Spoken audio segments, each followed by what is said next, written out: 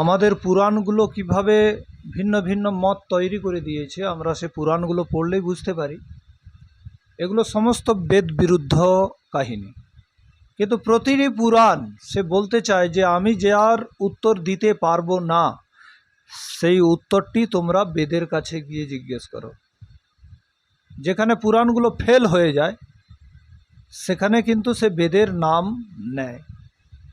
যেমন ধরুন আপনার এই ভাগবত পুরাণ, সে বলছে নিগম কল্পতরুর গলিতম ফলমিদম সুখমুখাত প্রক্তম। আমি নাকি নিগম, নিগম মানে বেদ, বেদরূপী কল্পবৃক্ষের পাকা ফল। তার মানে কি গলিতম ফলম, গলিতম মানে কিন্তু পচা হয়। যে ভাগবত রচনাকর্তা সেই বোপদেব, তার সংস্কৃতের জ্ঞান পাণ্ডিত্য এর দ্বারাই বোঝা যাচ্ছে সে গলিতম শব্দটা প্রয়োগ করছে কেন। গলিতম মানে পচে যাওয়া, বিকৃত হয়ে যাওয়া, কিন্তু সে গলিত শব্দটা প্রয়োগ করছে, সে সেটাকে পাকা ভেবে লিছে। পক্কম বলতে হতো, পাকাকে পক্কম, কিন্তু সে শব্দটা সে প্রয়োগ করেনি, গলিতম প্রয়োগ করেছে। তো সে যাই হোক, তো সে বেদের নাম তো নিয়েছে, বেদের নাম নিয়েছে নিগমরূপী কল্পবৃক্ষে সে পাকা ফল ভাগবত। এবার কথা হচ্ছে এই পুরাণগুলো যখন তুমি এর ডিএনএ টেস্ট করবে, প্রতিটি পুরাণের মধ্যে সৃষ্টি বিদ্যা এত খারাপ যার কোনো কোনো বৈজ্ঞানিকতা নাই, যাকে যুক্তি তর্ক আপনি দিতে পারবেনই, যেটাকে তার মধ্যে কোনো তর্ক নাই, যুক্তি নাই, আপনি কোনো মতেই তাকে সিদ্ধ করতে পারবেন না। একটা মানুষ তৈরি হয়ে গেল কারো নাভি থেকে, সে আবার বলল হয়ে যা, হয়ে গেল। আপনি ভাবতে পারেন এভাবে কোনো দিন সৃষ্টি হয়? আর আমাদের বেদের মধ্যে সৃষ্টিক্রমের কত সুন্দর একটা ব্যবস্থা আছে। সে বলছে সত্তরজস্তমসাম সাম্যাবস্থা প্রকৃতি, বেদানুকূল গ্রন্থ। ওই বেদেরই সিদ্ধান্তকে নিয়ে সাংখ্য দর্শনকার মহর্ষি কপিল লিখছেন কি সত্তরজস্তম বলে তিনটি গুণ ছিল, সেখান থেকে সাম্য প্রকৃতি, সেখানে প্রকৃতির মহান, সাম্য প্রকৃতি থেকে মহান তৈরি হয়। মহান মানে কি বুদ্ধি, বুদ্ধি থেকে অহংকার, অহংকার থেকে মন, মন থেকে এই সমস্ত জ্ঞানেন্দ্রিয়, কর্মেন্দ্রিয়, পঞ্চতন মাত্রা, তারপরে স্থূলভূত অর্থাৎ পৃথিবী জল অগ্নি বায়ু আকাশ, এগুলো তৈরি হয়। আর পৃথিবী জল অগ্নি বায়ু আকাশের মধ্যে কোনটা আগে তৈরি করেছে সেখানে তার মন্ত্র আছে। সেখানে বলছে আকাশাৎ বায়ু, বায়ুর অগ্নের, অগ্নের আপহ, আপসু পৃথিবী, পৃথিব্যা অন্ন, অন্নাদ রেতসহ। তো সেখানে একটা সুন্দর একটা ক্রম আছে। প্রথমে লোক সৃষ্টি হয়, লোক সৃষ্টির পরে ভূত সৃষ্টি, ভূত সৃষ্টির মধ্যে উদ্ভিদ আগে তৈরি হয়, তারপরে প্রাণী সৃষ্টি হয়। কারণ উদ্ভিদদের খেয়েই তো জীবন ধারণ করবে, উদ্ভিদরাই তো পারে জড়বস্তুকে কাজে লাগিয়ে খাদ্য তৈরি করতে, প্রাণীরা তো পারে না। তাই উদ্ভিদরা প্রথমে খাদ্য তৈরি, তো উদ্ভিদ প্রথমে তৈরি হয়, তারপরে প্রাণীর তৈরি হয়, প্রাণীদের মধ্যেও প্রথমে খাদ্য তৈরি, তারপরে খাদক তৈরি হয়। এ সম্বন্ধে মনুস্মৃতিকারও বলেছেন, ওই বেদানুকূল সমস্ত সৃষ্টি পদ্ধতি বলেছে। কিন্তু যখন পুরাণে যাবেন সেখানে সৃষ্টি আজগুপি তৈরি করে দেওয়া হয়েছে, এমন একটি কাল্পনিক সিদ্ধান্ত দিয়েছে। তার সেই মতগুলো কিন্তু মহাভারতের মধ্যে পাওয়া যায়। মহাভারতে প্রায় 9 প্রকারের সৃষ্টিবিদ্যা আছে, পরস্পর বিরুদ্ধ, একে অপরের বিরোধিতা করে। তেমনি এই পুরাণগুলোর মধ্যে যে সৃষ্টিবিদ্যাগুলো একে অপরের বিরোধিতা করে। তাহলে আপনি বলবেন এগুলো মহাভারতে গেল কেন? বা মহাভারত তো আমাদের ইতিহাস গ্রন্থ, সেখানে এইভাবেই চলে যায়। যখন পুরাণগুলো ভিন্ন ভিন্ন মান্যতা তৈরি করে, পুরাণকাররা দেখলো যে আমার মান্যতা ইতিহাস গ্রন্থেও থাকা উচিত, তারাও সেখানে প্রক্ষেপ রেখে দেয়। প্রতিটি মান্য মতবাদগুলো তারা তার নিজের মান্যতাকে নিজের ইতিহাস গ্রন্থে দেখতে চায়। দুটোই তো ইতিহাস গ্রন্থ, একটা রামায়ণ একটা মহাভারত, তো সেখানে তারা সেগুলো রেখে দেয়। এই জন্য প্রক্ষেপ বাড়তে বাড়তে মহাভারতের কলেবর বেড়ে দাঁড়িয়ে 1 লক্ষ শ্লোকের মহাভারত পাওয়া যায় বর্তমানে। সেটা কেউ কেউ 18,000 মূল মহাভারত বলে, কি 18,000 শ্লোকের ছিল, কেউ বলছে 14,000 শ্লোকের ছিল। সেটা একটা বিতর্কিত বিষয় আছে, কারণ এখন আমরা গ্রন্থাগার তো সব পুড়িয়ে দিল। আর দ্বিতীয়ত কোনো গ্রন্থ সংস্করণ না করলে সেটা আর কতদিন থাকে? 100 বছর পুরাতন বই এমনিতেই সব পাত্তা টাত্তাগুলো সব ছিঁড়াছিঁড়ি হয়ে উড়ে পালিয়ে যায়, কোনো কিছুই তার অস্তিত্ব থাকে না। তাহলে এখানে মুসলমানদের রাজত্ব হয়, খ্রিস্টানদের রাজত্ব হয়, ইংরেজদের, তো তারা কি সংস্করণ করতে দেবে নতুন নতুন? দেখুন, মুসলমানরা আমাদেরকে ধর্মান্তরণ করার জন্য কাফের ভেবে হত্যা করা শুরু করলো। সেই যে মুসলমানদের একটি আয়াত আছে, হ্যাঁ, ফহিজন সলখল আসহুরুল আসহুরুন ফক্তুলুল মুশরিকিন ন হ্যায় সুবাজাত্তু মোহম বাহুজুহুম বাকুদু লহুম কুলাল মরশদিন ফহিন তাবু বা অকামুসুল তব আতবুজ্জকা ফখল্লু ফখল্লু সবিলহমিনাল্লাহ গফুরুর রহিম। সেই যে আয়াতটা কুরআন মজিদ সূরা তওবা আয়াত নম্বর 5, সেখানে বলছে কি এই পবিত্র 4টি মাস যখন অতিবাহিত হয়ে যাবে, তুমি বাইরে গেলে যেখানে কাফেরদের দেখতে পাবে, মূর্তি পূজকদের, মুশরিকিন মানে মূর্তি পূজকদের দেখতে পাবে, তাদের গলা কেটে দেবে।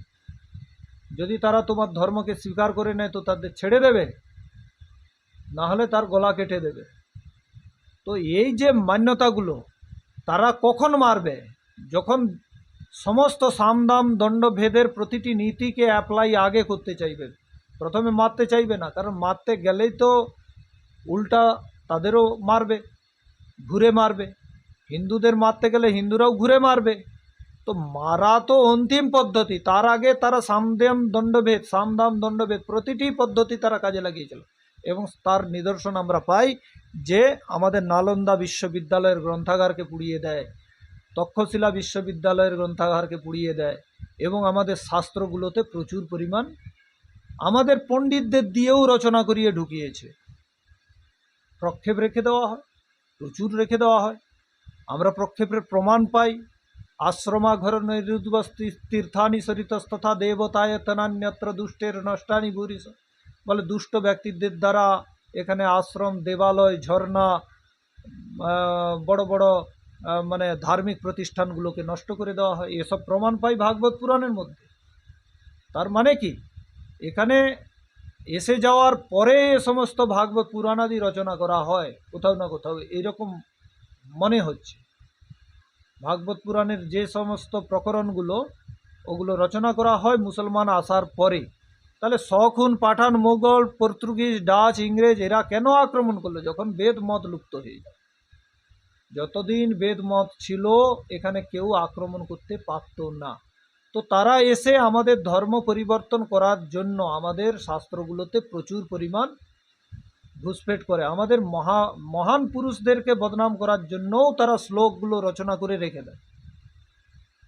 এটাই সত্য ঘটনা। আমাদের প্রচুর লড়াই করতে হয়েছে শাস্ত্রকে বাঁচানোর জন্য। বেশ কিছু ব্যক্তি তারা কণ্ঠস্থ করে রেখেছে, যারা বেদকে কণ্ঠস্থ করে রেখেছে সেই বেদ তো আজও জীবিত রয়েছে, কিন্তু বাকি যেগুলো পুরাণগুলো তৈরি করেছিল সেগুলো মুখস্থ কেউ রাখেনি। পুরাণগুলোর কলেবর বেড়ে দাঁড়িয়ে 1 লক্ষ শ্লোক কে মুখস্থ করে? এই মহাভারতের 1 লক্ষ শ্লোক হয়ে গেছে, সেগুলোকে কে শুদ্ধরূপে কে মুখস্থ করবে? কেউ করেনি। যার ফলে শুদ্ধরূপে অন্যান্য শাস্ত্র নেই, কিন্তু বেদটা শুদ্ধরূপের থেকে গেছে। তবুও হরফ প্রকাশনী বেদকে উল্টা অপব্যাখ্যা করে তারা প্রচার করেছে। বেদ মন্ত্র সেই রকমই আছে, কিন্তু তার মন্ত্রগুলোকে অপব্যাখ্যা করে দিয়েছে। কারণ মন্ত্রে যদি আকার, ইকার, হ্রস্বইকার মাত্রাগুলোকে ফেরবদল করে দেয়, তাহলে সেটা বেদভাষী যারা বৈদিক পণ্ডিত আছে তাদের কাছে ধরা পড়ে যাবে। সেখানে স্বর পড়বে না। যারা সস্বর বেদপাঠী আছে, যারা ঘনপাঠ, জোঁটা পাঠ, বিভিন্ন ধরনের পাঠ প্রক্রিয়া জানে এবং বেদ মন্ত্রকে মুখস্থ করে রেখেছে, তাদের কাছে কিন্তু সেটা ধরা পড়ে যাবে। এই জন্য বেদের ক্ষেত্রে কেউ প্রক্ষেপ মেশাতে পারবে না, মিলাবট করতে। তার কদর্থ করতে পারে, কিন্তু মিলাবট কেউ করতে পারবে না। এবার বেদের যে সৃষ্টিক্রম সেটা তো বৈজ্ঞানিক, কিন্তু পুরাণের যে সৃষ্টিক্রম সেগুলো সমস্ত গপ্প, প্রতিটা গপ্প। একটা মানুষ হট করে তৈরি হয়ে গেল, সে বলল হয়ে যা, সমস্ত গাছপালা, পশু পাখি, মাটি, ভূমি টুমি সব কিছু তৈরি হয়ে। তাহলে সে মানুষটা কোথায় দাঁড়িয়েছিল? আকাশে ভাসছিল। ঠিক সেই রকমই কথা হলো, মায়ের পেট থেকে বাচ্চা বেরিয়ে তার বলল হয়ে যা, আর তার মায়ের জন্ম হয়ে গেল। বাচ্চা কখনো মাকে জন্ম দিতে পারে? যে মা বাচ্চাকে জন্ম দিল, এ পুরাণগুলো ঠিক সেই রকমই কাহিনীগুলো, গল্পগুলো তৈরি করেছে সৃষ্টির সম্বন্ধে, সৃষ্টির প্রক্রিয়াগুলোর সম্বন্ধে। তো সেগুলো সমস্ত আজগুবি কাল্পনিক গপ্পে ভরা। আপনি এখনই ভাগবত পুরাণের কথা বললেন, আরে ভাগবত পুরাণ যেটা মাননীয় আমাদের অনেক ব্যক্তিরা যারা পুরাণ পাঠী, কথা করে, পুরাণের বিভিন্ন জায়গায় কথা করে, তারা খুব সুন্দরভাবে ভাগবত পুরাণকে প্রস্তুত করে। কিন্তু ভাগবত পুরাণের মধ্যে প্রচুর গল্প কাহিনী আছে। এই দেখো ভাগবত পুরাণের যে গল্প কাহিনী প্রথমে আপনাকে বলতে চাচ্ছিলাম, একজন অমৃত ভাণ্ড নিয়ে যাচ্ছে, এই যে প্রতিটি অবতারের কাহিনীগুলো তুলে ধরা হয়েছে সেখানে, সে প্রতিটাই কাল্পনিক। ঈশ্বরের তো অবতার হয় না, গরুড় পাখি নাকি সে ঈশ্বরের অবতার, সে নাকি অমৃত ভাণ্ড আকাশপথে নিয়ে যাচ্ছিল, কদম গাছের বৃক্ষে রেখেছিল, যেটা প্রদীপ পাল তার কীর্তন গানের মধ্যে প্রস্তুত করে। আর নিচে যে সাপ ছিল তারা দেখছিল কখন অমৃত পড়বে, অমৃত খেয়ে তারা অমর হয়ে যাবে। হ্যাঁ, তারা ভাবলো কি 2 ফোঁটা অমৃত বোধহয় নিচে পড়ে গেছে। তারা সেখানে নিচে যে সর বৃক্ষ ছিল, সর বৃক্ষ চাটতে শুরু করলো, অমৃত বের, তার জীব ফেলা হয়ে যায়। আপনি ভাবুন, তো সেখান থেকে নাকি জীব ফেলা হয়ে যায়, মানে আজ থেকে 5000 বছর আগে, যেটা ব্যাসজির যদি রচিত ভাগবত পুরাণ হয়, তাহলে 5000 বছর আগে জীব ফেলা হয়ে যায়। তার আগে নাকি জীব জুড়া ছিল সাপের, তার আগে যত সাপ ছিল তার সব জীব জুড়া ছিল, গোটা ছিল। তারপরে নাকি এখান থেকে মানে কাটা হয়ে গেছে জীব। ভাবুন, এটা কেউ বিশ্বাস করবে? এটা কেউ মানবে? কেমন কাহিনী দেখুন। এগুলো সমস্ত গল্প। আজ আমাদের কর্ণভেদন করা হয়, কর্ণচ্ছেদ, কানকে কর্ণচ্ছেদ করা হয়, মায়েদেরও করা হয়, পুরুষদেরও করা হয়। তো সেটা তাদের সন্তান সন্ততি কি কর্ণচ্ছেদ অবস্থায় জন্ম নিয়ে নেয়, না তাদের কর্ণচ্ছেদ করতে হয়? কারো জন্ম কর্ণচ্ছেদ অবস্থায় জন্ম হয় না। অনেকে নাক ছেদন করায়, তো তাদের কি নাক ছেদন অবস্থায় জন্ম নেয়? মুসলমানদের খতনা হয়, দীর্ঘদিন থেকে খতনা হয়ে আসছে, সুন্নত করায়, তাদের কি সুন্নত অবস্থায় জন্ম নেয় সন্তানগুলো? তাহলে শরীরের অঙ্গ আপনি কাটুন, 1000বার কাটুন, তার 1000টা বংশ কাটতে থাকুন, কিন্তু সন্তান কখনো পরিবর্তন হবে না, তাদের বংশ কখনো পরিবর্তন হবে না। কারণ এটা ঈশ্বরীয় সৃষ্টি। ঈশ্বর কখনো এটা করতে পারেন না যে তাকে পরিবর্তন করে দেবে। ঈশ্বর কি জানেন না যে লিঙ্গের উপরে চামড়ার দরকার আছে? তিনি কেটে দেবেন? হ্যাঁ, তিনি জানেন, তিনি জেনেই সেটাকে সেইভাবেই তিনি সৃষ্টি করেছেন। তো যতই আপনি সুন্নত করান, কাটা সন্তান কেউ জন্ম নেবে না। এটাই হচ্ছে বাস্তবিকতা। তার মানে সৃষ্টি প্রক্রিয়া পুরাণের মধ্যে সম্পূর্ণ গপ্প, ভুল। ভাগবত পুরাণের এত গল্প আপনি ভাবতে পারবেন না, সব গল্প। আপনি সেই কালিয়া দহে কালীয় নাগ দমন, সেটা দেখুন কত কাল্পনিক। কালীয় দহে এত ঠান্ডা জল থরথর করে কাঁপছে, কালীয় নাগকে দমন করতে নেমে শ্রীকৃষ্ণ তার সখাগণ হাত জোড়ো করে প্রার্থনা করল, হে সূর্য দেবতা তুমি আমার সখাকে বাঁচাও। 12টা আদিত্য নাকি এসে গেল। একটা সূর্যের কিরণ আমরা সহ্য করতে পারি না, এই উষ্ণতা, এত গরম। 12টা সূর্য উদয় হলে সৃষ্টি থাকবে? শ্রীকৃষ্ণ একটা আঙুলের উপরে গোবর্ধন পর্বত তুলে নিল, 7 দিন মুষলধারে জল হচ্ছে, অথচ তার শরীর ডুবল না। এটা কেউ বিশ্বাস করবে? একদিন মুষলধারে বৃষ্টি হলে জল জমে যায়, আর একটা আঙুলের উপরে গোবর্ধন পর্বত তোলা সম্ভব?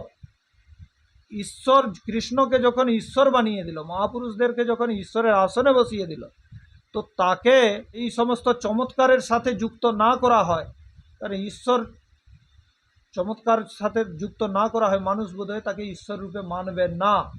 তাকে যাতে মানুষ ঈশ্বর রূপে বিশ্বাস করে, এই চমৎকারগুলো ঢুকিয়ে দেওয়া হয়। এটাই হচ্ছে বাস্তব ঘটনা, বুঝতে পারছেন? এই যত কাল্পনিক কাহিনীগুলো মহাপুরুষদের সাথে যুক্ত করা হয়েছে, তাদেরকে ঈশ্বর বানানোর উদ্দেশ্যে করা হয়েছে। আর ওগুলো সব ধরা পড়ে যাচ্ছে, কারণ যারা বৈদিক বিদ্বান তারা তো বৈজ্ঞানিক প্রক্রিয়াতে সিদ্ধান্তগুলোকে মানে, বিশ্বাস করে। কখনো গোবর্ধন পর্বতকে আঙুলে তোলা সম্ভব নয়, আর কখনো 12টা সূর্য উদয় হওয়াও সম্ভব নয়। তাদের কাছে এই জন্য ধরা পড়ে যাচ্ছে গল্পগুলো। সৃষ্টিক্রমের বিরুদ্ধ যেটা হবে সেটা নিশ্চিত মন গড়া কাহিনী, সেটা কখনো বাস্তব কাহিনী হতে পারে না। তো যতগুলো পৌরাণিক কাহিনী মহাপুরুষদের ওপরে চাপানো হয়েছে, যেগুলো যার মাথা মুন্ডু নেই, যেগুলো সৃষ্টিক্রম বিরুদ্ধ, সেগুলো সমস্ত গপ্প, এটা মনে রাখবে।